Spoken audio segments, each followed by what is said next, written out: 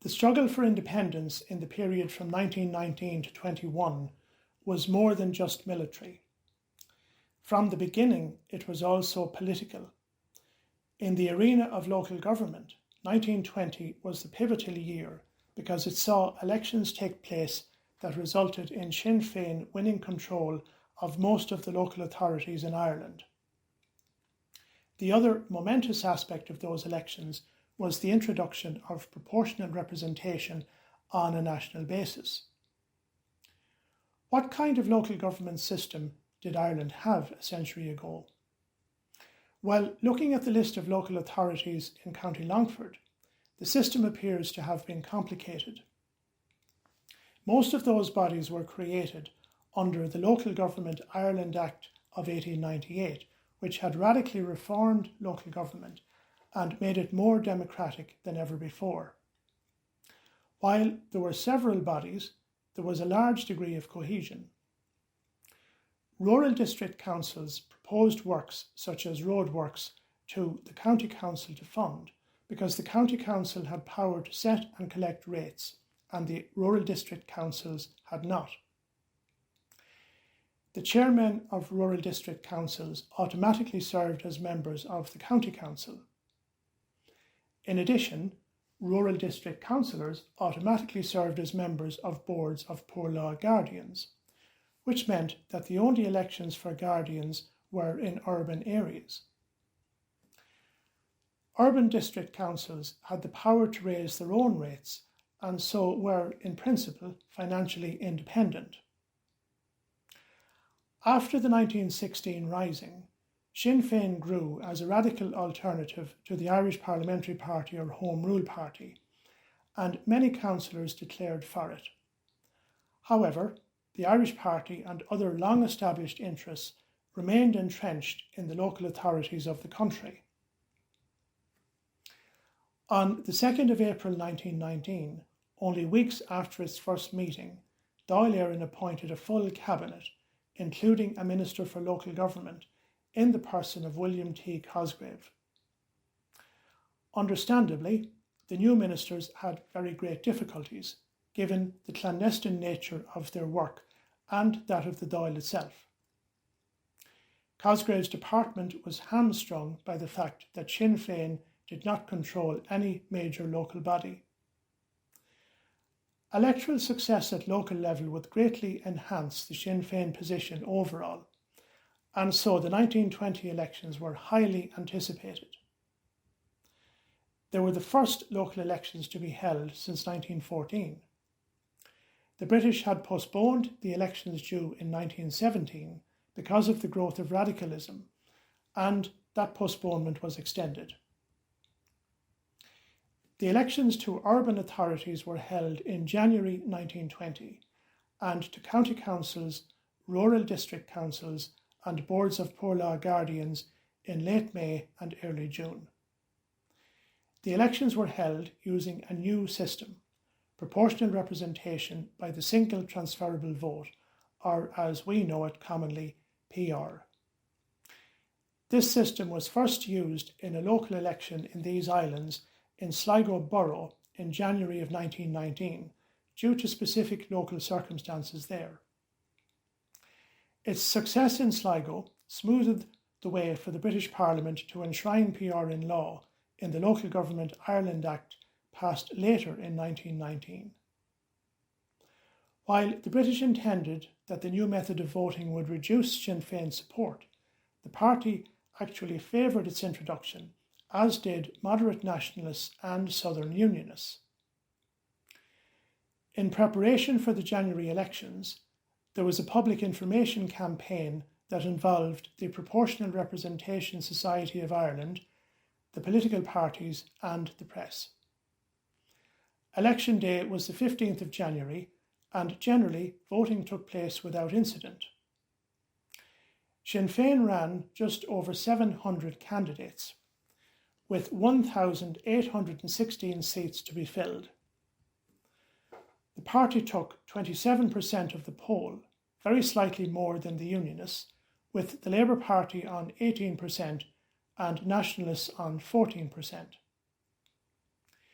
Sinn Féin maximised its position by joining with Labour and others, and overall, either alone or with allies, was able to secure control of 9 of the 11 corporations and 62 of the 99 urban district councils. In Longford, the party's results were mixed. It won 5 seats, or 1/3, on Longford Urban District Council. Dr. Marie Coleman has pointed out that only 2 Sinn Féin members were re-elected in the town, Frank McGuinness and Michael Connolly. The party obtained support from the Labour members and Charles McKenna, an independent, to get McGuinness elected as chairman at the first meeting of the new council on the 31st of January.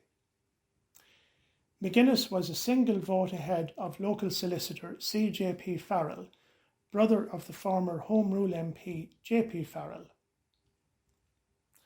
The Longford leader reported that in his speech following election to the chair, McGuinness said, and I quote, "I would have no objection to Mr. Farrell's election were it not, as I have said before, for the great national issue which is at stake." Unquote. While congratulating McGuinness, Farrell pointedly remarked that he would have preferred a unanimous result because the work of chairman required support from all on the council.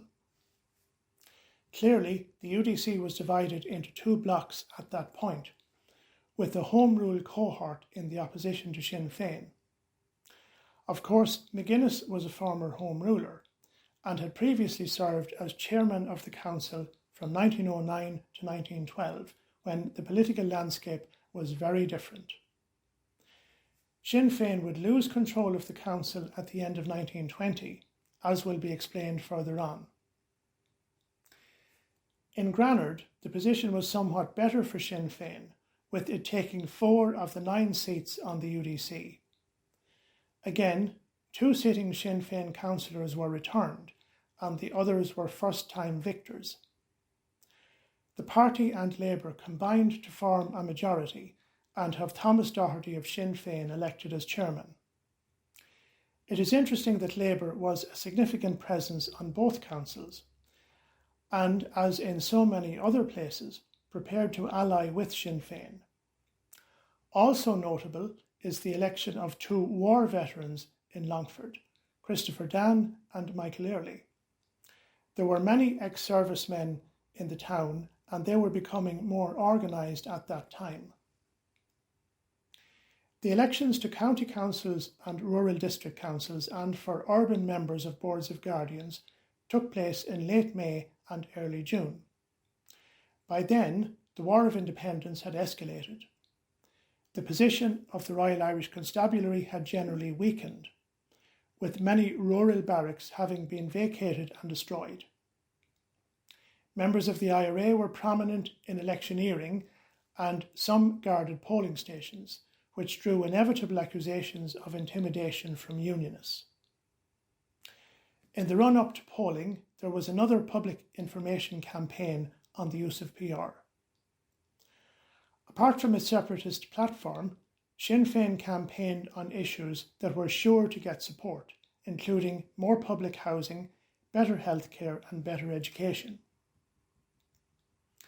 In its edition of the 22nd of May, the Longford leader observed that the elections were not generating much interest locally.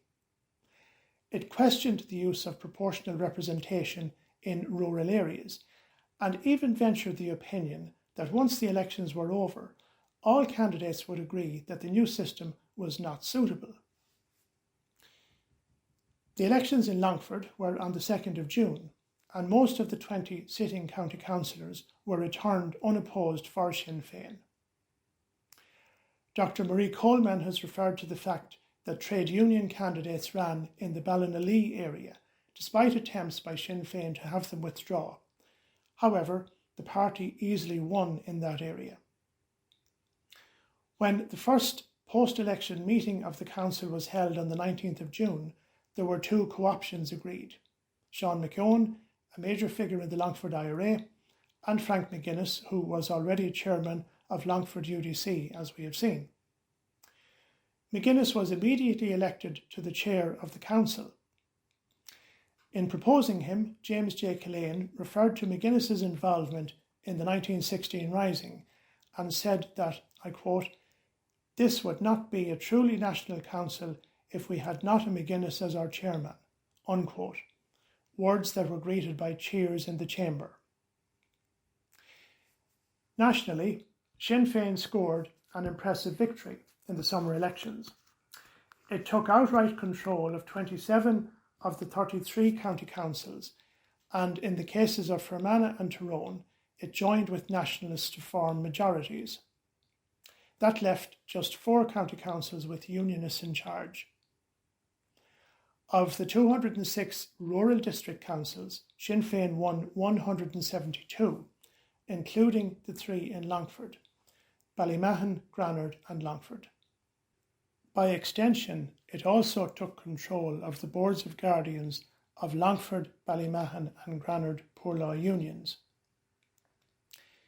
The elections had the practical effect of massively increasing the workload of the Department of Local Government. Minister Cosgrave was unavailable for duty for part of 1920 because of a spell in prison followed by illness. Kevin O'Higgins, the Assistant Minister, replaced Cosgrave during that period. The department issued instructions that chairmen, vice-chairmen and nominees to the General Council of County Councils were to be selected based on, quote, national principle, ability and knowledge of local administration, unquote. The order there is important, with priority being given to political outlook. The department also had to grapple with a serious problem. The most obvious action to be taken by the Sinn Féin controlled bodies was to declare allegiance to Dáil Éireann as the Parliament of Ireland. Many urban authorities did so in the spring, including Longford UDC. However, such a move could be taken as, at the very least, a challenge to the local government board, if not a repudiation of it. The Local Government Board was the British body with oversight of the local authority system. The connection with the board was a crucial matter because it provided major financial aid to local authorities in the form of grants totalling almost 20% of their annual funding. It also gave them cheap loans and audited their accounts annually. Following the summer elections, the Department of Local Government tried to maintain a balance between encouraging resolutions of allegiance while at the same time asking local authorities not to explicitly break with the LGB. Of course, this was an impossible position to maintain. On the 29th of July, the Local Government Board issued a circular demanding assurances that all local authorities would submit their accounts for auditing and conform to its rules, or else lose their grants. This forced most bodies to sever links with the LGB, and the Dáil then had to recommend an alternative method for the management of their finances. If they continued to use their bank accounts, the British authorities could act. So the Dáil directed each local authority to dismiss its bank and appoint 3 men of standing in the community who would manage the authorities' money using their own accounts. Of course, one of the difficult outcomes of this step was the loss of overdraft facilities to the bodies concerned. The county councils were the senior authorities within the counties because they collected rates on a county-wide basis. They provided finance to the subsidiary bodies, the rural district councils and the boards of guardians. To add to the financial woes of many authorities, the collection of rates was very difficult, if not impossible in places. Rate collectors were being pressured to do their jobs by the Local Government Board and at the same time threatened with dismissal by the Dáil if they cooperated with the board. Moreover, many ratepayers refused to pay up because of the uncertainty of the situation. Longford County Council passed a resolution recognising Dáil Éireann at its first post-election meeting on the 19th of June, with the proposer being Sean McKeown. By the end of 1920, the council was in a deep financial crisis and facing bankruptcy. 7 rate collectors failed to lodge any money in November, and the council owed £15,000 in total. Today's equivalent is about €488,000. The council was unable to pay its workmen and so had to suspend its direct labour scheme. Furthermore, it was unable to meet its obligations to its subsidiary authorities, namely Longford, Ballymahon and Granard Rural District Councils and Longford, Ballymahon and Granard Poor Law Union Boards. The council seems to have reinstated its bank late in 1920 or soon after. Despite this, however, the return to financial stability for it and the bodies connected to it would take much longer and be a difficult process. The Longford authority that was the exception in these circumstances was Longford UDC.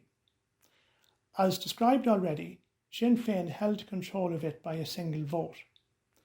In October 1920, the council dismissed the Ulster Bank as its treasurer, but was unable to open an account in another bank without local government board approval, which it refused to seek. At a meeting in November, in the absence of Sinn Féin members, including Frank McGuinness, the council restored its treasurer and its connection with the LGB. McGuinness had been taken out by Crown forces and paraded through Longford. This occurred in a highly tense period when reprisals were expected after the shootings of District Inspector Kelleher in Granard and Constable Cooney near Ballinallee. McGuinness was an obvious target because of his known Republican views and was keeping a low profile. His absence helped to facilitate his nationalist opponents in taking control of the council at that key time. The UDC's change of stance did not benefit it greatly, however. It seems that the grants it was promised by the LGB had not been paid by mid-1921. Some final thoughts on the 1920 local elections. It is notable, though not surprising, that IRA members were elected to bodies around the country. Of course, military activity took precedence and prevented them from discharging their council duties. Apart from Sean McKeown, Longford County Council's membership included another man who would go on to serve in the North Longford Flying Column, namely James J. Brady. One of those elected to Longford UDC in 1920 was Henry Hughes, and he would die of complications from a wound received accidentally in 1921. It is no exaggeration to say that local government was transformed by the elections of 1920. Sinn Féin's victory was generally expected, but clearly the Department of Local Government was ill prepared for the consequences of it. That is hardly surprising in the exceptionally difficult circumstances of the time. We can also say that the consequences for local authorities in Longford and elsewhere were traumatic because of the financial crises they faced as the year drew to a close.